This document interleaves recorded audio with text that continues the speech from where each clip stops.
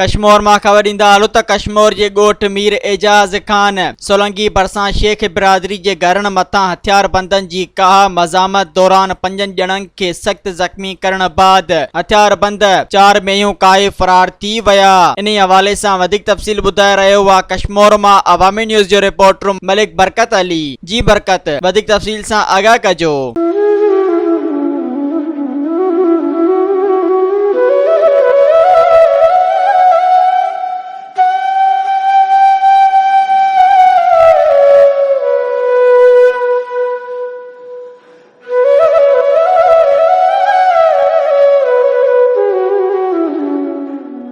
हाँ जी बिल्कुल in time असीं मौजूद आहियूं ॻोठ इजाद खान सोलंकी में, जाते रात जो देर सां जेको आहे धड़ियल पर जेको आहे शेख बिरादरी जे घर मथां जेको काह करे 4 मेयूं ऐं 5 मर्दनि खे ज़ख़्मी कयो ऐं बास जेको माल कया विया।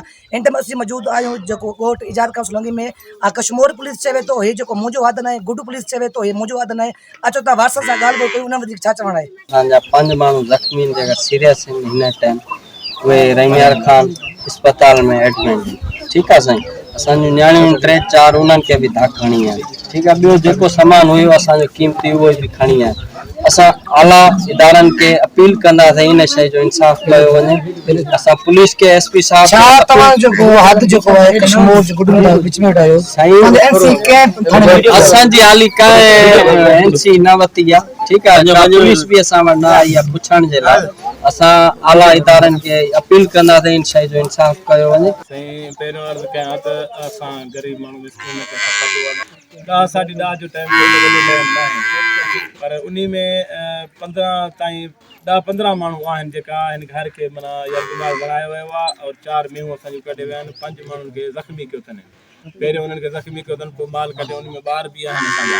असां ग़रीब मिस्किन, मां मुलाज़िम टर्न कमेटी जो, कोई मुंहिंजी वॾी कोई आमदनी कोन्हे, मां मिस्किन माण्हू आहियां, ग़रीब आहियां। सॼो ॾींहुं मशार जी ख़िदमत कयां थो, पर पूरे अवाम जी ख़िदमत कयां थो। उन जे बावजूद बि असां ग़रीबनि सां इहो ज़ुल्म छा जे लाइ? पर असां वरी बि हथ ॿधी अर्ज़ु कयूं था त महिरबानी करे असांखे पंहिंजो जेको माल आहे इहो महिरबानी करे वापसि करे ॾियूं।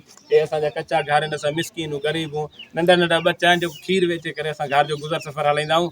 वरी बि असां चऊं था हे महिरबानी आहे, असांजी हथ जोड़ी आहे, कोई असांजी ज़ोर ज़बरदस्ती न आहे, कोई ॾाढ न आहे। ख़ुदा महिरबानी करे क़ुर जे सदके इन पंहिंजे मौला जे सदके जेको मञण वारो आहे उन्हनि जे सदके असांखे जेको पंहिंजो माल वापसि खपे।